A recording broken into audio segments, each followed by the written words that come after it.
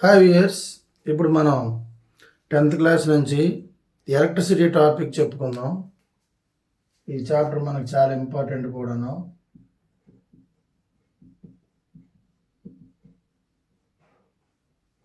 Electricity. So ఈ టాపిక్లో మనం చాలా ఇంపార్టెంట్ క్వశ్చన్స్ కవర్ చేయొచ్చు. సో వన్ బై వన్ చూద్దాం.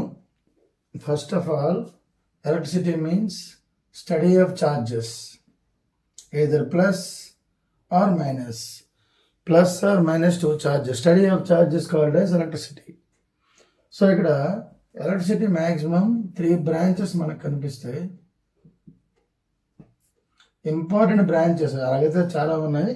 ఇంపార్టెంట్ బ్రాంచెస్ మనం చూసుకున్నట్లయితే 3 బ్రాంచెస్గా చెప్పుకోవచ్చు. ఒకటోది ఏంటంటే static electricity, second current electricity, third one thermal. ఈ మూడే మనం చెప్పుకోదగ్గ బ్రాంచెస్ ఉంటాయి. ఎందుకంటే ఈ మూడింటికి రిలేషన్షిప్ ఉంది. సో ఇక్కడ స్టాటిక్ ఎలక్ట్రిసిటీ అంటే study of charges at rest, అంటే చార్జెస్ మూవ్ అవ్వవు. ప్లస్ మైనస్ అంటే ఇంకా మీకు చెప్తాను. స్టాటిక్ అంటే మూవ్ అవ్వవు, ఈ చార్జెస్ మూవ్ అయ్యే ప్రసక్తి లేదు, అది రెస్ట్లో ఉంటాయి. అది static electricity. Example capacitor. Fan పైన చిన్నంత ఒక దిమ్మలా కనిపిస్తుంది, సిలిండ్రికల్ షేప్లో ఉంటుంది, వైట్ కలర్. ఎవరు పెద్దగా చూసి ఉండకపోతే నేను చెప్పలేను. ఫ్యాన్ బిగించేటప్పుడు ఎప్పుడైనా చూస్తే తెలుస్తుంది. స్టాటిక్ ఎలక్ట్రిసిటీ అంటే ఆ కెపాసిటర్ లోపల స్టోరేజ్ ఉంటుంది.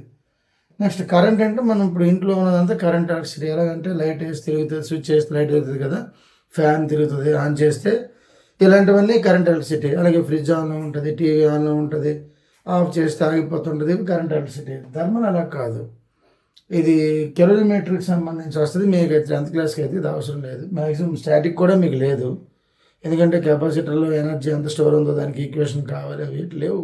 హ్యాపీ. కరెంట్ ఎలక్ట్రిసిటీ ఒక్కడ చదువుకుంటూ వెళ్ళిపోవడం. మీ పేరుకి ఎలక్ట్రిసిటీ, బట్ అందులో ఒక బ్రాంచ్ మీకు కంప్లీట్గా కవర్ అవుతుంది, కరెంట్ ఎలక్ట్రిసిటీ. సో ఇప్పుడు కరెంట్ ఎలక్ట్రిసిటీ గురించి చూద్దాం వన్ బై వన్. ఎందుకు ఈ ఛార్జ్ అంటే ఏంటి అబ్బా, ఈ ప్లస్ ఏంటి, ఈ మైనస్ ఏంటి, అసలు ఈ ఎలక్ట్రిసిటీ ఏంటి, ఎక్కడి నుంచి వచ్చింది ఇది energy. Electricity is a form of energy, heat is a form of energy, light is a form of energy చెప్పుకెళ్ళిపోతుంటాం కదా. పోనీ లైట్ అంటే ఏదో కళ్ళతో చూడనైనా చూస్తాం, హీట్ అంటే సగైన తగులుతుంది మనకి. ఎలక్ట్రిసిటీ ఎక్కడి నుంచి వెళ్ళిపోతుంది, కంటికి కనిపించదు. ఎలాగబ్బా ఇది వైర్లోంచి ఎలక్ట్రిసిటీ వెళ్ళిపోతుంది అంటారు. అసలు వైర్లో చూస్తే ఏమీ కనపడదు, ముడితే షాక్ కొడుతుంది, అసలు ఏమొచ్చి మనకు షాక్ కొడుతుంది అని ఇలాంటి డౌట్స్ అయితే మనకు వస్తాయి. సో ఇప్పుడు మనం చేయాల్సింది ఏంటంటే ఎలక్ట్రిసిటీ అర్థం తెలుసుకుందాం. Meaning of electricity. ఎలక్ట్రిసిటీ అంటే ఏమీ లేదు, ఎలక్ట్రాన్ సిటీ అనుకోండి. ఈ ఎలక్ట్రాన్ సిటీయే మన ఎలక్ట్రిసిటీ. ఎలక్ట్రాన్ అంటే తెలియదు అంటే మరి స్ట్రక్చర్ ఆఫ్ ఆటమ్ లెసన్ ఎంతో కొంత 9th క్లాస్లో విని ఉండాలి. సో 10th క్లాస్ టాపిక్ కదా, 9th క్లాస్లో ఎంతో కొంత స్ట్రక్చర్ ఆఫ్ ఆటమ్ విని ఉంటే ఈ ఎలక్ట్రాన్ అంటే ఏంటో తెలుస్తుంది అనమాట. ఎలక్ట్రాన్ అంటే మీకు తెలుసు కదా, నెగిటివ్ ఛార్జ్ పార్టికల్. ఇది ఆటమ్ లోపల ఉంటుంది, న్యూక్లియస్ చుట్టూరా తిరుక్కుంటుంది అనేది కొంత ఐడియా ఉంటుంది మీకు. ఆ ఐడియాని ఇప్పుడు మనం ఉపయోగించాలి. ఇప్పుడు ఒక వైర్ తీసుకున్నట్లయితే వైర్ నిండా యాటమ్సే ఉంటాయి. యాటమ్ చాలా చిన్నది, అప్పుడు చెప్పారు కదా, అంత చిన్న ఆటం దగ్గర నా తిరుగుతున్న ఎలక్ట్రాన్లు ఏం చేస్తాయంటే ఆ ఎలక్ట్రాన్స్ అన్నీ కూడా మీకు ఒక మీనింగ్ఫుల్గా చెప్పడానికి ట్రై చేస్తాను. ప్రతి యాటము పక్కన్న యాటంతో కంప్రెస్డ్గా మెటల్లో, ఇది ఎక్కువగా మెటల్లో నేను చెప్తున్నాను.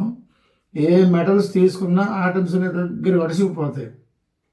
అడిసిపోయినప్పుడు ఏమవుతుందంటే ఈ అవుటర్ మోస్ట్లో ఉన్న 1-2 ఎలక్ట్రాన్లు ఉంటాయి కదా ప్రతి యాటమ్కి, అవి దాంట్లో సరిగ్గా ఉండలేక ఈ గ్యాపుల్లోకి ఎంటర్ అయిపోయి ఫ్రీగా తిరుక్కుంటే యాటమ్కి బిలాంగ్ అయి ఉంటాయి. ఆటంకి అయితే ఓకే, ఆ ఆటంకి ఎలక్ట్రాన్ ఇప్పుడు ఫర్ ఎగ్జాంపుల్ మనం మెటల్ కట్ చేస్తామనుకోండి, దేని సపరేట్ అయిపోతాయి, నో ప్రాబ్లం. కానీ ఇక్కడ ఎలక్ట్రాన్ అనేది అవన్నీ కలిసి ఉన్నప్పుడు కొంచెం ఫ్రీగా తిరుక్కుంటుంటుంది అనమాట. అంటే ప్రతి వ్యాలెన్స్ ఎలక్ట్రాన్స్ 1-2 ఈ గ్యాప్లో ఎంటర్ అయి ఉంటాయి. ఎందుకంటే స్పెరికల్ ఆటమ్స్ కదా, స్పెరికల్లో గ్యాప్లు వస్తాయి కదా, అవి గ్యాప్లో తిరుక్కుంటూ ఉంటాయి అనమాట. ఆ తిరిగి ఎలక్ట్రాన్లు ఏం చేస్తాయి అంటే ఛార్జ్ని మోసుకెళ్తుంటాయి. ఏంటో ఛార్జ్ అట చూద్దాం, అది కూడా తెలుస్తుంది మీకు. ఇది అర్థం అవ్వకపోయినా ప్రాబ్లం లేదు, ముందే చెప్తాను. ఎందుకంటే ఇది మీకు మీనింగ్ చెప్తున్నాను తప్ప 10th క్లాస్ సిలబస్లో దీని గురించి క్వశ్చన్లు ఏమి అడగారు. కొంతమంది అసలు ఏంటి ఎలక్ట్రిసిటీ అని డౌట్ ఉండిపోదు కదా, వాళ్ళ క్లారిటీ కోసం చెప్తున్నాను. సో ఇక్కడ ఈ ఎలక్ట్రాన్స్ ఖాళీగా వ్యాలెన్సీ షెల్స్ నుంచి ఆ గ్యాప్లోకి వచ్చి ఉంటాయి కదా, అవి మనకి ఎనర్జీని పట్టుకెళ్తాయి. ఏం పట్టుకెళ్తాయి చూద్దాం. ఇప్పుడు మీకు ఒక చిన్న ఎగ్జాంపుల్ చెప్తాను. ఇక్కడ వాటర్ ట్యాంక్ ఉందనుకోండి, ఇక్కడ మనం ఏదో వాడుకునేది ఒక టబ్ ఉంది, పైప్ లైన్ కనెక్షన్ దీనికి ఉంది, దీనికంటూ మధ్యలో ఒక ట్యాప్ ఉంది, అంటే ఇది కీ అనుకోండి. ఎలాగా నాబ్ తిప్పితే నాబ్ ఏం చేస్తుందట, ఇలాగ ఆన్ చేసామనుకోండి ఇక్కడ వాటర్ పడుతుంది, ఆఫ్ చేసామనుకోండి వాటర్ ఆగిపోద్ది. ఇది మీరు గుర్తుపెట్టుకోండి. సో ఇప్పుడు ఇందులో వాటర్ స్టోరేజ్ ఉంది కదా, ఇప్పుడు నాబ్ కట్టేసామనుకోండి, ఇందులో పైపులో వాటర్ లేదంటే ఉంది. పైపులో వాటర్ ఉన్నా సరే మీకు అది మూవ్ అవ్వదు నాబ్ ఆఫ్ చేసి ఉంటే. పొరపాటున మీ ట్యాంకులో నీరన్నీ ఖాళీ చేసి ఆన్ చేస్తే ఈ పైపులోని వాటర్ కిందకు వస్తుంది కొంతవరకు. దీన్ని మీరు మైండ్లో పెట్టుకోండి. అంటే పైపులో వాటర్ను నాబ్ టైట్ చేస్తే వాటర్ ఇక్కడికి రావట్లేదు. ఓకే, ఒకటి. సెకండ్ ఏంటంటే, ఇప్పుడు ఇందులో స్టోరేజ్ వాటర్ ఉన్నప్పుడు నువ్వు నాబ్ ఆన్ చేస్తే ఇందులోకి వాటర్ వస్తుంది. అందులో వాటర్ లేనప్పుడు నువ్వు నాబ్ 100 సార్లు తిప్పినా ఇందులోకి వాటర్ రాదు. ఈ మొత్తం చూడండి, ట్యాంక్ ఒకటి, ఈ పైప్ లైన్ ఒకటి, ఈ టబ్ ఒకటి, ఈ మూడే మనకి ఎలక్ట్రిసిటీని అర్థమైనట్టు చెప్పడానికి ట్రై చేస్తాయి. ఎలాగట, ఇప్పుడు నాబ్ అనేది మనకి ఇంట్లో వాడే స్విచ్ అనుకోండి, కంట్రోలర్. స్విచ్ ఏం చేస్తుంది, ఆన్ చేస్తే వదిలేస్తుంది, ఆఫ్ చేస్తే అయిపోద్ది. ఓకే, మీరు ఇక్కడ ఈ ట్యాంకులో వాటర్ ఉందని చూసామా, అలాగే ఎలక్ట్రాన్లు ఎక్కడో దగ్గర ఓవర్గా స్టోర్ అయి ఉన్నాయి, విపరీతమైన ఎలక్ట్రాన్ ఒక దగ్గర ఉన్నాయి. అవి ఈ వైర్ని ఈ చివరి నుంచి ఈ చివరి కనెక్ట్ చేసాం. ఇప్పుడు ఇక్కడికి ఏమవ్వాలి, ఈ ఎలక్ట్రాన్స్, ఫర్ ఎగ్జాంపుల్ ఇది బ్యాటరీ అనుకోండి, మీ దృష్టిలో ఇది బ్యాటరీ, ఇది బల్బ్ అనుకోండి. బల్బుకి ఏం కావాలంటే ఈ రన్నింగ్ కావాలి, లోడ్, ఈ సప్లై కావాలి. ఇప్పుడు ఈ సప్లై కావాలంటే స్విచ్ ఆన్ చేయాలి. ఆన్ చేస్తే ఏమవుతుంది, ఈ సప్లై అనేది పైప్ నుంచి వెళ్ళినట్టుగా వైర్ నుంచి వెళ్తుంది. అంటే పైప్ని ఎవరు రీప్లేస్ చేస్తారు, వైరు. ట్యాంక్ని ఎవరు రీప్లేస్ చేస్తారు, సెల్ కావచ్చు, బ్యాటరీ కావచ్చు, రీప్లేస్ చేస్తారు. మరి ఈ టబ్ని ఎవరు రీప్లేస్ చేస్తారంటే బల్బ్. సో ఇప్పుడు మనకి ఈ మూడే ఇంపార్టెంట్ కాన్సెప్ట్స్. ఈ మూడిటితో మనం సింపుల్గా కరెంట్ని అర్థం చేసుకోవచ్చు. ఎలా అంటే, ఈ ట్యాంక్ని బ్యాటరీ అనుకుంటే దాని లోపల ఫుల్గా ఉంటేనే తప్ప బ్యాటరీ ఖాళీ అయిపోయిన బ్యాటరీని తీసుకొచ్చి సప్లై ఇస్తానంటే కుదరదు. ఎందుకు, అయిపోయిన ట్యాంక్తో సమానం అది. నాబు మరి పని చేయాలి, స్విచ్ లూజ్ అయిపోయింది, స్విచ్ పని చేయట్లేదు, లైట్ వెలగట్లేదు, ఎలాగో నాబు లూజ్ అయితే సరిగ్గా పని చేయదు. అయితే ఇక్కడ మైనస్ ఏంటంటే, ఇక్కడ నాబు లూజ్ అయితే వాటర్ వచ్చే అవకాశం ఉండొచ్చు, కానీ మన స్విచ్ లూజ్ అయితే ఉన్న సప్లై పోతుంది దాన్ని రివర్స్. ఇక్కడ బల్బ్ వచ్చేసి ఎలాగ ఉంటుందంటే, ఈ యూజ్ చేసుకోండి, వాటర్ టబ్లో మనం వాడుతుంటాం కదా, అలా బల్బ్ వచ్చి కన్జ్యూమర్. ఈ రకంగా మనకి ఎలక్ట్రిసిటీ డిజైన్ చేసి ఉంది అంచనాకి. ఈ ఖాళీగా ఉన్న ఎలక్ట్రాన్లు ఎలాంటివి అంటే, ఈ పైపులో ఉన్న వాటర్ లాంటివి. అవి అటు పక్క లోడ్ తగిలితేనే తప్ప కదలవు. కానీ చూడండి, మీరు ఎంత ట్యాంకులో నీరు వాడుతున్నాయి, పైపులో నీరు ట్రాన్స్ఫర్ ఇందులోకి వెళ్ళిపోయినా మన పైపులో నీరు యాజ్ యూజువల్ ఉండిపోద్ది. అలానే ఇందులో ఎలక్ట్రాన్లు ఇంకో దగ్గరికి పంపించేసిన కొత్త ఎలక్ట్రాన్ వచ్చి ఆ ప్లేస్ని ఆక్యుపై చేసి యాజ్ యూజువల్ అడ్జస్ట్ అయిపోతాయి. ఇది కదా. సో ఎలక్ట్రిసిటీ ఈ రకంగా మీకు సప్లై అవుతున్నట్టు లెక్క. ఎలాగా, బ్యాటరీ, వైరు, స్విచ్, బల్బు. అంటే పైపు బ్రేక్ అయినా, ట్యాంకు ఈ చిన్న ఈ ఓపెనింగ్ పోర్షన్ ఆగిపోయినా, నాబ్ ఆగిపోయినా, బల్బ్ నాబ్ లాక్ అయిపోయి కదలట్లేదు, ఇక్కడ ట్యాంక్ పూర్తిగా అక్కడ పగిలిపోయినా, ఇరిగిపోయినా ఈ సిస్టమ్ పోతుంది. అంటే మనం కలెక్ట్ చేయాల్సిన వాటర్ అందులో బకెట్ లేకపోతే మనం వాటర్ కలెక్ట్ చేయలేని పరిస్థితి, నాబ్ లేకపోతే ఆన్ చేయలేని పరిస్థితి, ట్యాంకులో నీళ్ళు లేకపోతే వాడలేని పరిస్థితి, ట్యాంక్ రిపేర్ అయితే వాడలేని పరిస్థితి, పైప్ లైన్ పోతే వాడలేము. అలాగే ఎలక్ట్రిసిటీ సిస్టమ్ మొత్తం ఏంటంటే మీకు లింకప్, ఒకటి పోతే ఇంకొకటి ఆగిపోతుంది. అది మీరు గుర్తుపెట్టుకోండి. ఇందులో మర్చిపోకుండా గుర్తుపెట్టుకోవాల్సిన టాపిక్ ఏంటంటే, ఈ ఎలక్ట్రిక్ సెల్, బ్యాటరీ ప్లేస్ని ట్యాంకులాగా ఊహించుకోండి, స్టోరేజ్. దాని నుంచి మనకి పవర్ సప్లై వస్తుంది, ఇక్కడ వాటర్ వస్తుంది. నాబులు స్విచ్ అనుకోండి, బల్బునేమో కన్జ్యూమర్ అనుకోండి, వైర్లే పైప్ లైన్స్ అనుకోండి. మీకు ఈ టాపిక్ అయితే క్లియర్గా స్టార్ట్ అయిపోతే ఇంకా టెన్షన్ పడక్కర్లేదు. సో ఇక్కడ మీరు ఇవన్నీ మైండ్లో పెట్టుకొని ఇప్పుడు దీని కంటిన్యూటీ ఒకసారి మనం చెక్ చేద్దాం. ఏంటో కంటిన్యూటీ చూద్దాం. సో ఇప్పుడు మీకు విషయం కొంచెం పరిచయం చేశాను కదా. ఇప్పుడు మనకి సేమ్ ఆ ట్యాంక్ని ఊహించుకోండి, ట్యాంక్ నుంచి పైప్ లైన్ ఊహించుకోండి, పైప్ లైన్ నుంచి టబ్ వచ్చింది ఊహించుకోండి. ఇప్పుడు నేను పైప్ లైన్ మీద దృష్టి పెడుతున్నాను. నా మైండ్ ఎక్కడ ఉందంటే పైప్ లైన్. ఆ పైప్ లైన్లో వాటర్ ఆన్ చేస్తే ఎంత ఫోర్స్కి వెళ్తుంది చూడండి. మనం ట్యాప్ ఒకసారి ఎక్కువ విప్పుతాం, స్పీడ్ వాటర్ వెళ్తుంది, తక్కువ విప్పుతాం. ఇంకో విషయం, కింద ఈ పైప్ని స్ప్లిట్ చేస్తారు. స్ప్లిట్ చేసేసి 4-5 ట్యాప్లు కనెక్షన్ ఇస్తాం. అన్ని ట్యాప్లు ఓపెన్ చేస్తే ఫోర్స్గా వాటర్ వెళ్తుంది పైపులో నుంచి. పైపులో వాటర్ మనకు కనబడదు, పైపుని కట్ చేసి చూడలేము, చూస్తే మీదకి వస్తుంది వాటర్. సేమ్ కరెంట్ అంతే, వైర్ నుంచి కరెంట్ అలాగే ఫ్లో అవుతుంటుంది అనమాట. సో ఇక్కడ ఎన్ని స్ప్లిట్టింగ్లు కొట్టేసి మీద వైర్ నుంచి లోడ్ పెంచితే ఆ ట్యాంక్ ఖాళీ అయిపోయినట్టుగా మన బ్యాటరీ ఖాళీ అయిపోతుంటుంది. సో ఇప్పుడు మనం దృష్టి పెట్టేది ఎక్కడని చెప్పాము, మాట తప్పకుండా ఈ పైప్ లైన్ మీద మనం దృష్టి పెట్టాము. గుర్తుపెట్టుకోండి, పైప్ లైన్ మీద దృష్టి పెట్టామంటే కరెంట్ వైర్ మీద దృష్టి పెట్టాము. ఈ రెండు కంపారిజన్ మీకు చెప్తున్నాను. ఇప్పుడు ఇక్కడ ఒక యారో మార్క్ పెడుతున్నాను, అదొక అంచనా, అదొక పాయింట్. ఫర్ ఎగ్జాంపుల్ ఇది ఒక పైప్ లైన్ కిందన దాని కంపారిటివ్ వేసాను. నేనేం చేశానంటే ప్లంబర్ బిగించేటప్పుడు నాకు కోరిక కలిగిందో వాటర్ అందులో నుంచి ఎలాగెళ్తుందో చూద్దాం అనేసి అనుకుని అప్పుడు నేను ఇక్కడ చిన్న కన్నం పెట్టించి దాని మీద ఏం చేశానంటే ట్రాన్స్పరెంట్గా ఉండేది.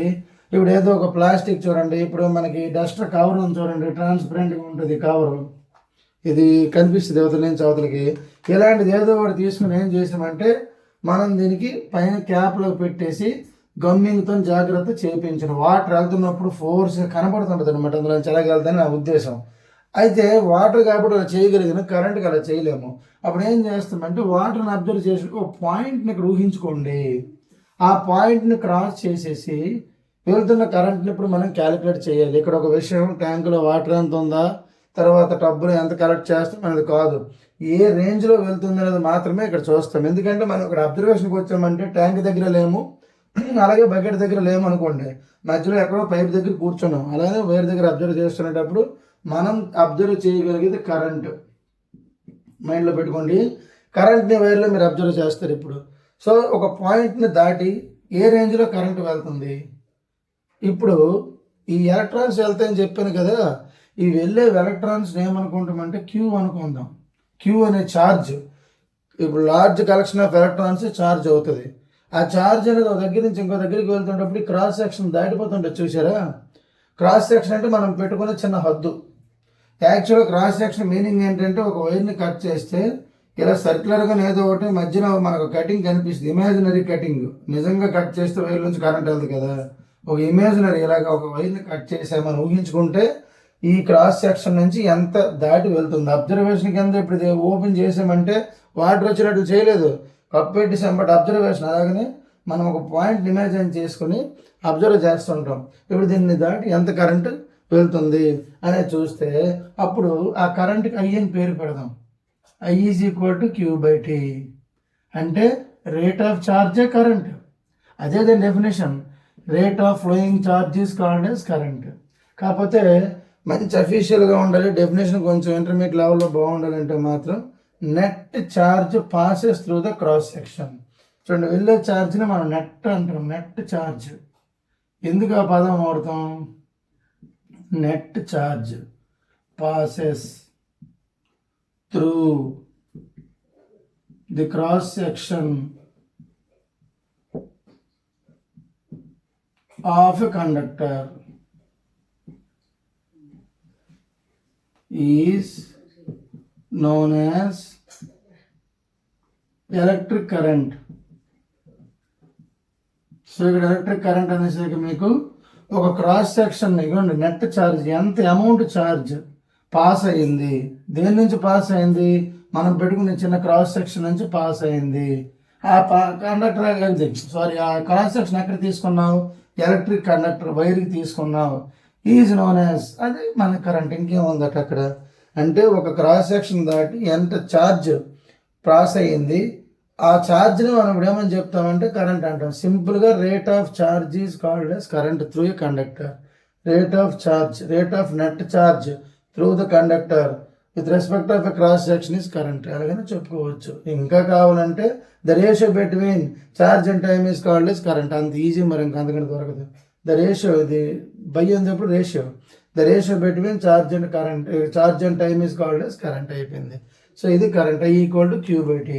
ఛార్జ్ని వచ్చేసి కులూమ్స్లో చెప్తారు, టైంని వచ్చేసి సెకండ్స్లో చెప్తాము. ఛార్జ్ ఎందులో చెప్పాము కులూమ్స్, టైం ఎందులో చెప్పాము సెకండ్స్. చూసుకోండి, జాగ్రత్త గుర్తుంచుకోండి. ఛార్జ్ ఎందులో చెప్పావు కులూమ్స్లో చెప్పావు, టైం ఎందులో చెప్పావు సెకండ్స్లో చెప్పావు. కులూమ్ పర్ సెకండ్ పేరే యాంపియర్. యాంపియర్. సింపుల్గా ఏ అని రాస్తాం, మొత్తం పేరు మనం రాయము. ఏ అంటే యాంపియర్. కరెంట్ యూనిట్స్ ఏంటంటే ఏ 1 ampere, 2 ampere, 1.5 ampere, 3 ampere, 10 ampere, 15 ampere, 25 ampere. పక్కన ఏ వచ్చేస్తుంది. ఇది యాంపియర్ కరెంట్ యూనిట్స్. ఛార్జ్ చెప్పి టైం చెప్తే కరెంట్ చెప్పొచ్చు. అలాగే కరెంట్ చెప్పి టైం చెప్తే ఛార్జ్ చెప్పొచ్చు. ఛార్జ్ కరెంట్ చెప్తే టైం చెప్పొచ్చు. ఇవి ప్రాబ్లమ్స్, ఇంకేముంది.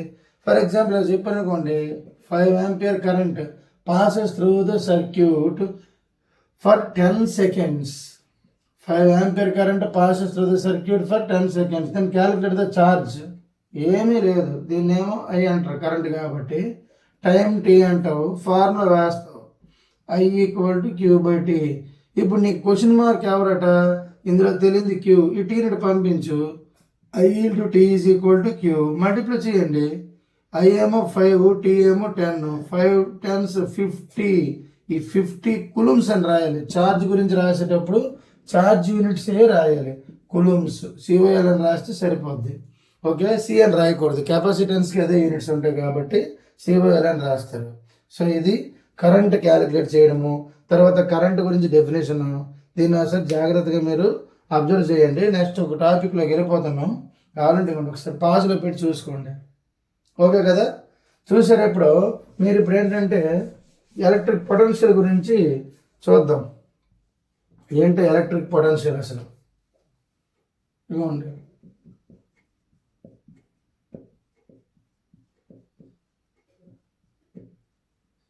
ఎలక్ట్రిక్ పొటెన్షియల్ ఇది వేరు, ఇది వేరు. నేను ఇక్కడ చెప్పింది ఎలక్ట్రిక్ కరెంట్, ఇక్కడ చెప్తున్నది ఎలక్ట్రిక్ పొటెన్షియల్. దీన్ని వీతో డినోట్ చేస్తారు, దాన్ని ఐతో డినోట్ చేసాం. యాక్చువల్గా small I correct, but text book నుంచి అలా ఫాలో అయిపోయాం, ఐ క్యాపిటల్ ఇచ్చారు కాబట్టి. ఎలక్ట్రిక్ పొటెన్షియల్ వి. ఈ వి గురించి ఇప్పుడు మనం క్లారిటీగా చూద్దాం. పొటెన్షియల్ విని ఎలా డిఫైన్ చేయాలి మీకు ఇంత చెప్పాను కదా. సిస్టమ్ గుర్తుపెట్టుకోండి, tank, pipe line, tub, knob. Okay, ఇప్పుడు ఇక్కడున్న వాటర్ని ఈ టబ్లోకి పట్టుకెళ్ళాలి. ఎంత ఫ్లో వెళ్ళింది అనేది కరెంట్ దగ్గర చూసావు. ఇక్కడ ఇందులో ఎంత ట్యాంకులో వాటర్ ఉంది, ఎంత టైంలో ఖాళీ అవుతుంది, లేదా బోర్ లోపల వాటర్ నుంచి ట్యాంక్ ఎంతసేపట్లో ఫిల్ అవుతుంది టార్గెట్ పెడితే నువ్వు పైప్ లైన్ అబ్జర్వ్ చేయవు. నీ అబ్జర్వేషన్ అంతా స్టార్టింగ్ పాయింట్ ఎండింగ్ పాయింటే. అంటే నువ్వు ఇక్కడి నుంచి ఇక్కడికి వెళ్ళడానికి ఎంత టైం, మనం టైం నోట్ చేస్తాం కొన్నిసార్లు. అంటే ఎంతసేపు అయితే వాటర్ ట్యాంక్ ఖాళీ అయిపోవచ్చని, అలాగే ఎంతసేపు అయితే ఫిల్ అయిపోవచ్చని కొంత టైం నోట్ చేస్తాం. ఇక్కడ మనకి ఇంపార్టెంట్ ఏంటంటే టైం కాదు, నోట్ చేయడం అంతా కూడా ఫిల్లింగ్ మీద దృష్టి. ఆ ఫిల్లింగ్ మీద దృష్టి కూడా మనం కెపాసిటీ మీద కూడా చూస్తాం. ఎందుకంటే ఇక్కడ మోటార్ ఏ రేంజ్లో పంపగలదు, ట్యాప్ ఇప్పితే ఏ రేంజ్లో వాటర్ రాగలదు అనేది కూడా మనం దృష్టి పెడతాం కదా. దాని నుంచి ఇప్పుడు ఒక చిన్న టాపిక్ చేద్దాం. ఇప్పుడు ఎక్కడి నుంచి ఇక్కడికి వాటర్ రావాలన్నా, ట్యాంక్ నింపాలన్నా మనకు వర్క్ చేయాలి. ఊరకనే వాటర్ వెళ్ళదు, వాటర్ రాదు. పోనీ ట్యాంకులో పంపడమే అనుకోండి, వర్క్ లేకుండా పంపగలమా, పంపలేము. ఇప్పుడు ఇంకొక మాట మీరు అనుకోవచ్చు, ట్యాంక్లో నింపిన తర్వాత ఊరికనే వాటర్ వస్తుంది కదా అని. అలాగే ఎలాగొచ్చింది, హైయర్ లెవెల్లో ఉంది కాబట్టి వచ్చింది, లేకపోతే రాదు. నువ్వు ఒక ట్యాంక్ పెట్టుకొని ఇక్కడి నుంచి పైప్ లైన్ తీ వాటర్ రమ్మన్నా రాదు. అంటే మనం ఇంట్లో ముందే ట్యాంక్ నిండిపోయిన ఎందుకు పెడతాం, ఆల్రెడీ గ్రావిటీ వల్ల కిందకు వస్తుంది. అంటే మనం తెలియకుండా గ్రావిటీ ఆ పని చేస్తుంది కనుక మనం తెలియట్లే. అందుకనేసి వర్క్ లేకుండా వాటర్ అయితే మన దగ్గరికి రాదు, గ్రావిటీ వల్ల వచ్చేస్తుంది. అంతేగాని గ్రావిటీ ఫ్రీగా వచ్చింది కదా పని లేదని అనకూడదు. మరి రివర్స్లో వెళ్ళింది కూడా లెక్కే. So work done. మరి వర్క్ డన్ అంటే దేనికి వర్క్ డన్, ఛార్జ్ పాస్ చేయాలి. ఎంత ఛార్జ్ పాస్ చేయాలి, ఫర్ ఎగ్జాంపుల్ ట్యాంక్ ఫుల్ చేయాలి, ట్యాంక్ ఫుల్ చేయాలి, వర్క్ జరగాలి. అలా మోటార్ వేసి కరెంట్ బిల్ వచ్చినట్టుగా ట్యాంక్ ఫుల్ చేసామంటే వర్క్ జరిగింది, ఫుల్ చేసామంటే ఛార్జ్. అక్కడ ఎలక్ట్రాన్స్ వస్తాయి కరెంట్లో, ఇక్కడ వాటర్ వస్తుంది, అంతే తేడా. దానికి పెట్టిన పేరే పొటెన్షియల్, ఎలక్ట్రిక్ పొటెన్షియల్. చూసుకోండి, electric potential can be defined as the work done to transfer charge from, యాక్చువల్గా ఛార్జ్ని పాజిటివ్ ఛార్జ్ వాడాలి, 1 point to another point, 1 point to another. So దీని నుంచి మీకు ఏం క్లారిటీ వచ్చింది? మనం ఎలక్ట్రిక్ పొటెన్షియల్ని డిఫైన్ చేయాలంటే అక్కడ ఏం జరగాలంటే వర్క్ అయిపోవాలి. ఎందుకు వర్క్ అవ్వాలి? ట్రాన్స్ఫర్ చేయాలి. ఎవరు ట్రాన్స్ఫర్ చేయాలి? ఛార్జ్ని, మోస్ట్లీ పాజిటివ్ ఛార్జ్. ఎక్కడి నుంచి? ఒక దగ్గర నుంచి ఇంకో దగ్గరికి. అంటే మనకి మధ్యలో చూస్తామంటే చూడం, స్టార్టింగ్ పాయింట్, ఎండింగ్ పాయింట్. ఇది పొటెన్షియల్. సో మీకు 2 కాన్సెప్ట్స్ ఇక్కడ కవర్ అయినాయి. ఎలా కవర్ అయినాయి? ఒకటో కాన్సెప్ట్ చూడండి, ఫ్లో గురించి చూసాము. రెండో కాన్సెప్ట్ స్టార్టింగ్కి ఎండింగ్కి ఎలా జరుగుతుందో చూసాము. మీరు మొత్తం వాటర్ మైండ్లో పెట్టుకోకండి. వాటర్ ప్లేస్లో మీ మైండ్లో ఉండాల్సింది, వాటర్ ప్లేస్లో ఎలక్ట్రాన్స్ ఉండాలి, ట్యాంక్ ప్లేస్లో బ్యాటరీ ఉండాలి, ఈ టబ్బు కలెక్టింగ్ ప్లేస్లో మీ దృష్టిలో ఉండాల్సింది ఎవరట? కన్జ్యూమర్, బల్బో, టీవీ ఏదో ఒకటి. ఈ నాబ్ ప్లేస్లో ఉండాల్సింది స్విచ్. ఇది ఎలక్ట్రిక్ పొటెన్షియల్ కాన్సెప్ట్. క్లియర్గా చూసి ఒకసారి గుర్తుపెట్టుకోండి. సో ఇప్పుడు వచ్చేసి మనం ఈ పొటెన్షియల్ గురించి తెలుసుకున్నాం కదా, దాని వివరాలు చూడండి. V = W/Q అని చెప్పాను మీకు. డబ్ల్యూని ఎందులో మెజర్ చేస్తామంటే జౌల్, క్యూని ఎందులో చెప్తామంటే కులూమ్. జౌల్ పర్ కులూమే యూనిట్స్. కానీ ఎవరు దీన్ని వాడకుండా సింపుల్గా మనం వోల్ట్ అంటాము. అలాగని వోల్ట్ అని రాయము. V అంటే చాలు, A అంటే యాంపియర్, V అంటే వోల్ట్. చూసారా? A అంటే యాంపియర్, V అంటే వోల్ట్. ఓకే, బాగానే ఉంది. ఈ రెండు గుర్తుపెట్టుకుందాం మనం. ఎలక్ట్రిక్ పొటెన్షియల్కి యూనిట్ ఎవరంటే వోల్ట్, కరెంట్ ఐకి యూనిట్ ఎవరంటే యాంపియర్. బాగానే ఉంది. ఇప్పుడు 2 volt, 1 volt, 5 volt, 7 volt, 1.5 volt, 220 volt. ఇక ఈ భాష మంది. చూడండి, ఇలాగ వోల్ట్ని మనం డినోట్ చేస్తాం. వోల్ట్ని డినోట్ చేసే మెథడ్ ఇది. క్లారిటీ ఉంది కదా? ఓకే, ఇప్పుడు మనం నెక్స్ట్ కాన్సెప్ట్కి వెళ్దాం. ఏంటో నెక్స్ట్ కాన్సెప్ట్ చూద్దాం. సో ఇది మీకు చిన్న ప్రాబ్లం కావాలని చెప్పేస్తే పోనీ అర్థమవుతామో చూడండి. ఇప్పుడు నేను ఇదే బేసిక్లో ఒక 500 joule work done to transfer charge అన్నాం కదా, 100 కూలుంబ్ ఛార్జ్. టైం లేదు ఇక్కడ చూసుకోండి. Then how much potential calculate అని క్వశ్చన్ వచ్చింది అనుకోండి. అంటే మనకి 100 కూలుంబ్ ఛార్జ్ ఒక పాయింట్ దగ్గర నుంచి ఇంకో పాయింట్, ఫర్ ఎగ్జాంపుల్ ఏ నుంచి బీకి పట్టుకెళ్ళడానికి 500 జౌల్ వర్క్ డన్ అయింది. అంటే ఎంతో చెప్పమని చెప్పారు. అప్పుడు మీరు V కావాలంటే ఏం చేయాలంటే W/Q రాయాలి. W ప్లేస్లో ఎంత రాస్తారు? 500.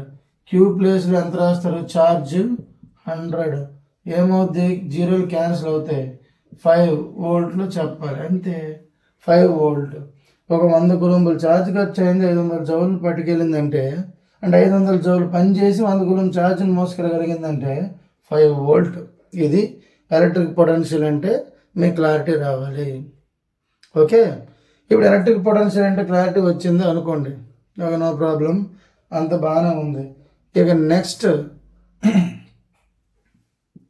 దీని రిలేటెడ్గా ఉన్న ఈఎంఎఫ్ నేర్చుకోవాలి. ఈఎంఎఫ్ అంటే చూద్దాం. ఎలక్ట్రోమోటివ్, స్మాల్ లెటర్స్ రాయాలి. ఎలక్ట్రోమోటివ్ ఫోర్స్, అది ఈఎంఎఫ్. ఎలక్ట్రాన్స్ మోటివేట్ చేసే ఫోర్స్. ఇప్పుడు మీరు ఎప్పుడైనా ఏ పని చేయండి, ఒక స్టాక్ ఎక్కువ ఉందనుకుంటే మనకు చాలా ధైర్యం ఉంటుంది. కొత్త బ్యాటరీలు ఉన్నా మన ధైర్యం ఎక్కువ ఉంటుంది. అదే పాత బ్యాటరీలు అయిపోయాయి అనుకోండి, అలాగే గ్యాస్ సిలిండర్ ఫుల్గా ఉందనుకోండి, మంచి ధైర్యం ఉంటుంది. ఎంటీ అయిపోతుంది అనుకోండి, చిన్న భయం, రేపు అయిపోద్దేమో, ఇవాళ సాయంత్రం అయిపోద్దేమో అని టెన్షన్ ఉంటుంది. అలాగనే ఎలక్ట్రాన్స్ ఎప్పుడు కూడాను ఫోర్స్ఫుల్గా ఎప్పుడు మోటివేట్ అవుతుంది? బ్యాటరీ ఫుల్గా ఉన్నప్పుడు. బ్యాటరీ క్రమంగా ఎంటీ అయిపోయింది అనుకోండి, ఎలక్ట్రాన్స్ కూడా మనకి ఏంటంటే ఆ ఫోర్స్ తగ్గిపోద్ది అనమాట. ఇంతకీ ఎలక్ట్రాన్ ఫోర్స్గా పంపగలిగేది ఎవరంటే ఎలక్ట్రిక్ సెల్. మీరు చూస్తుంటారు కదా, ఎలక్ట్రిక్ సెల్ అంటాము. ఇవ్వండి, ఇది ప్లస్ ఒకటి మైనస్ ఒకటి ఉంటుంది. ఇదే ఎలక్ట్రిక్ సెల్. దీని లోపల కెమికల్స్ మనం ఫుల్ చేస్తాము. రకరకాల కెమికల్స్ పేర్లు ఇప్పుడు చెప్పడానికి మనకి ఈ చదువు అయితే లేదు. అందుకనేసి నేను పేర్లు చెప్పట్లేదు. ఇందులో కెమికల్స్ అనేవి మిక్స్ చేస్తారు, 2-3 రకాల కెమికల్స్ వాడడం జరుగుతుంది, ఇంపార్టెంట్ కెమికల్స్. అవి వాడు ఏం చేస్తారంటే మనం ఎప్పుడైతే ఇక్కడ సప్లై ఇస్తామో, ఏ బల్బుకో దేనికో సప్లై ఇస్తామో అప్పుడు ఇందులో కెమికల్ రియాక్షన్ స్టార్ట్ అవుతుంది. అలా స్టార్ట్ అయ్యి అది కన్జ్యూమ్ అయిపోద్ది. మళ్ళీ సప్లై ఆపితే దీంట్లో రియాక్షన్ కూడా అవుతుంది, బాగా తగ్గిపోద్ది, చాలా తక్కువ రియాక్షన్ అవుతుంది. అంటే లాంగ్ టర్మ్లో పోతే ఎలక్ట్రిక్ సెల్ పోవాలి తప్ప 2 రోజులకి 3 రోజులకి ఇలా స్విచ్ ఆపిన తర్వాత ఏం అవ్వదు. అలాగే 1 వీక్ వరకైనా ఏం అవ్వదు. కొన్ని ఇప్పుడు కొత్త మనకి ఎలక్ట్రిక్ సెల్స్ వచ్చాయి కదా, ఇవన్నీ కూడా ఇంచుమించు 2-3 మంత్స్ అయినా ఏం అవ్వదు, పెద్దగా డిస్టర్బ్ అవ్వదు, పెద్దగా అందులో రియాక్షన్ అవ్వదు. వాడుతుంటేనే కెమికల్ రియాక్షన్ అయ్యి మనకి అందించేస్తుంటాయి. సో ఇది ఇంత డ్యూటీ చేసింది ఎవరంటే ఎలక్ట్రిక్ సెల్. ఎందుకు డ్యూటీ చేస్తుందంటే ఇది ఒక ట్యాంక్లా పనిచేసి అది వాటర్ని పుష్ చేసినట్టుగా ఇది ఎలక్ట్రాన్లు పుష్ చేస్తుంది అనమాట. సో మనం ట్యాంక్ హైయర్ లెవెల్లో పెట్టాం కాబట్టి గ్రావిటీ పనిచేస్తుంది. ఇక్కడ ఎలక్ట్రిక్ సెల్ హైయర్ లెవెల్లో పెట్టడం కావద్దు కాబట్టి అది లోపల కెమికల్ ఫోర్స్గా తయారై ఆ ఫోర్స్ ఎలక్ట్రాన్ పుష్ చేయాల్సి వస్తుంది. అది ఎలక్ట్రిక్ సెల్ పని. అంటే మీరు అనుకోవచ్చు బెలూన్లోకి ఎయిర్లోకి వెళ్ళింది, గట్టిగా ఊస్తే వెళ్ళింది, మనం కాకపోతే మెషిన్తో ఊదిస్తే వెళ్తుంది, లేకపోతే ఎలక్ట్రిక్ బ్లోయర్ వచ్చి దానికి ఇలా బెలూన్ పెడితే ఒక్కసారి ఉబ్బుతుంది. అంటే పైకి ఇన్ఫ్లేట్ అవ్వడానికి ఏం చేయాలి, ఒక ప్రెషర్ అనేది తగలాలి, తగిలితే తప్ప అందులోకి ఎయిర్ వెళ్దాం. అలాగే ఇక్కడ ఏమంటే ఒక బ్యాటరీలో కెమికల్ రియాక్షన్ ప్రెషర్ని క్రియేట్ చేసి ఎలక్ట్రాన్స్ని పుష్ చేసేసరికి అవి బల్బ్ దగ్గరికి వెళ్ళి వెలిగించే పని అయితే చేస్తాయి. మీకు ఇదే నేను క్లారిటీగా చెప్పడం. అంటే ఎలక్ట్రిక్ సెల్ చేసేది ఏంటంటే వర్కే, మళ్ళీ ఇదే యాజ్ యూజువల్. దీనికి యూనిట్స్ ఎందుకని వోల్ట్లోనే చెప్తారు. ఇన్వర్టర్ బ్యాటరీ అయితే 12 వోల్ట్ అంటారు, ఏదో క్లాక్ చేసుకునే సెల్ అంటే 1.5 వోల్ట్ అంటాము. ఇలానే కొన్ని ఈ షుగర్ టెస్టింగ్ మెషిన్స్ కట్టేసిన 3 వోల్ట్ సెల్ అనేసి రకరకాలు మనకు అవి డిజైన్ చేసి ఉంటాయి. అలాగే రిస్ట్ వాచెస్కి వేసింది 1.5 వోల్ట్ చిన్న బటన్ సెల్స్ అనేసి. ఇవన్నీ కూడా కెమికల్ రియాక్షన్ లోపల జరిగి ఎలక్ట్రాన్స్ని పుష్ చేస్తాయి అనమాట. ఆ పుష్ చేయడం ఎంతవరకు అంటే అందులో కెమికల్ అయిపోతే ఎలక్ట్రాన్ పుష్ చేయలేదు, అప్పుడు ట్యాంకులో అయిపోయి నీళ్ళలాగా తయారవుద్ది అనమాట. కొత్త బ్యాటరీ లేదా రీఛార్జబుల్ బ్యాటరీ. రీఛార్జబుల్ అంటే మనం ట్యాంక్ ఫుల్ చేయనట్టుగా, కొత్త బాటిల్ అంటే వాటర్ బాటిల్ అయిపోయి కొత్త కొనుక్కుంటూ మా టైప్ ఆఫ్. ఇది అంత వాటర్తోనే చదువు చెప్తాను అనుకోవద్దు. కాకపోతే మరి కొంతమంది దీని మీద ఐడియా లేకపోతే ఇదేమో అనుకుని కన్ఫ్యూజ్ అవుతారు కాబట్టి ఆ రకంగా చెప్పాల్సి వస్తుంది.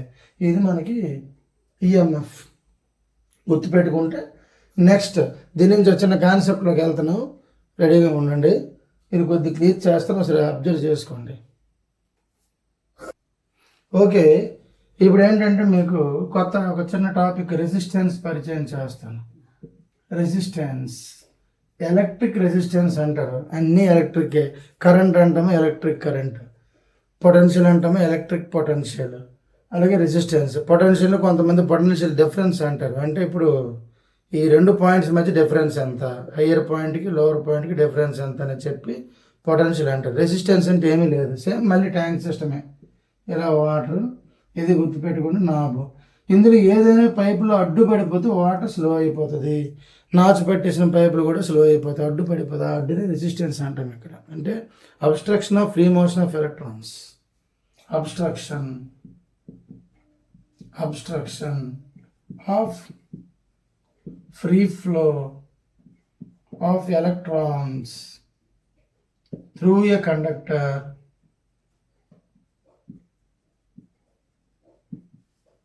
is known as electric resistance. So electric resistance అనేది మీ మైండ్లో రావాలంటే అందులో ఎలక్ట్రాన్స్కి ఏదో అడ్డుపడే ఫ్యాక్టర్ ఉంది. వాటిని అలా అడ్డుపడడం వల్ల ఏం చేస్తున్నాయంటే మనకి కొంచెం స్లో అయిపోతుంది కరెంటు. అలా స్లో చేయడమే రెసిస్టెన్స్. అయితే మనకు కొన్ని సందర్భాల్లో స్లో చేయడం అవసరం అవుతుంది. ఎందుకంటే మీకు ట్యాప్ చివరన ఒక్కోసారి ఏం చేస్తారంటే చిన్న ఒక ఎలాంటిదంటే ఇవ్వండి చిన్న చిన్న గ్యాప్స్ ఉండేటట్లుగా ఒక క్యాప్ సెట్ చేస్తాడు. ఎందుకంటే తీసేస్తే మనకు వాటర్ అనేది డిస్టర్బ్డ్గా పడుతుంది, ఎక్కువ వాటర్ వస్తుంది కానీ డిస్టర్బ్డ్ పడుతుంది. అలా కాకుండా క్యాప్ ఉందనుకోండి, ఆ క్యాప్ ఉంటే వాటర్ అనేది ఫోర్స్గా మన దగ్గరికి వచ్చి పడుతుంది. ఎందుకంటే టైట్ చేసడం వల్ల స్పీడప్ అయిపోద్ది. అంటే మనం చూడండి నోట్లోంచి నీరు వచ్చేటప్పుడు ఇలా వదిలేయండి, అలా నీరు వచ్చేస్తుంది, ఏమవుదు. లోపల బిగించి కొంచెం ప్రెషర్ పెట్టి ఊస్తే చిన్న పెదల మధ్యలో గ్యాప్ చూసామనుకోండి సూదిగా దారి వచ్చినట్టు వస్తుంది. అలాగే వాటర్ని అడిచేసరికి ఏమవుతుంది అంటే ఫోర్స్గా వెళ్తుంది కరెంటు. అంతే పరిస్థితి. ఆ ఇల్లు తావులో వైర్లో అడ్డం పడింది అనుకోండి, అక్కడ ప్రెషర్ లోడ్ పెరుగుతుంది. అందుకనే వైర్లు వేడెక్కుతాయి. కరెంట్ అంత స్లోగా ఏమి వెళ్తుంది, మనం అనుకున్న వాటర్లో నెమ్మదిగా వెళ్తుంది. కరెంట్ చాలా ఫాస్ట్, సెకండ్కి ఇంచుమించుగా ఎలక్ట్రాన్లు ఒక 1000 కోట్ల వరకు కొట్టుకెళ్ళిపోతాయి ఒక చిన్న క్రాస్ సెక్షన్ నుంచి. అన్ని ఎలక్ట్రాన్లు వెళ్తాయి కాబట్టి మనకు అంత బీభత్సమైన కరెంట్ వెళ్తుంది అనమాట. తక్కువేం కాదు, అది మనకి చిన్నవైపోవడం వల్ల కనిపించదు, కంటికి తెలియదు. షాక్ ఎందుకు కొడుతుంది అంటే ఒంట్లో కానీ ఎలక్ట్రాన్ వచ్చి డిస్టర్బెన్స్ చేసేస్తాయి బాడీ మొత్తం, అందుకని షాక్ కొడుతుంది. తర్వాత చెప్దాం రెసిస్టెన్స్ దానికి కారణం. ఏదైనా అడ్డుపడిందంటే మాత్రం ఎలక్ట్రిసిటీ కొంచెం స్లో డౌన్ అయ్యి ప్రెషర్ పెరుగుద్ది, అదే రెసిస్టెన్స్. ఈ రెసిస్టెన్స్ కూడా ఫార్ములా ఉంది. ఈ రెసిస్టెన్స్ ఏమని చెప్తామంటే V/I అని చెప్తాము. V/I is equal to resistance. Resistance can be defined as ratio between potential difference and current. ఇంతకుముందు నేర్చుకున్న రెండింటికి రేషియో, అదే మనకి ఎలక్ట్రిక్ రెసిస్టెన్స్ V/I. ఇప్పుడు V అనేది ఫైండ్ అవుట్ చేసామనుకోండి, IR అవుతుంది. దీన్ని గురించి చెప్పేదే మనకి ఓమ్స్ లా. ఇది క్లియర్గా ఎక్స్ప్లెయిన్ చేయాల్సి ఉంటుంది, ఓమ్స్ లా. ఈ ఓమ్స్ లా ఎందుకనంటే దీన్ని GS ఓం ప్రపోజ్ చేశారు కాబట్టి ఓమ్స్ లా అన్నాం. సో ఇక్కడ రెసిస్టెన్స్ కూడా యూనిట్ తన పేరు మీద కానీ ఓం అని చెప్పి పెట్టారు, ఒమేగా సింబల్ వేస్తారు. 4 ఓం, 3 ఓం, 1.5 ఓం, 5 కిలో ఓం అని ఇలాంటి పదాలు వాడుతుంటాం. చివరిన ఒమేగా సింబల్ వేసి ఓం అని చదువుతాం. ఓకే, ఇప్పుడు మీరు అనుకోవచ్చు R ఏమో V/I ఉంది కదా, Vని వోల్ట్లో చెప్పాము, Iని యాంపియర్లో చెప్పాము, మరి వోల్ట్ పర్ యాంపియర్ కదంటే volt per ampere ohm. 1 volt per 1 ampere equal to 1 Om.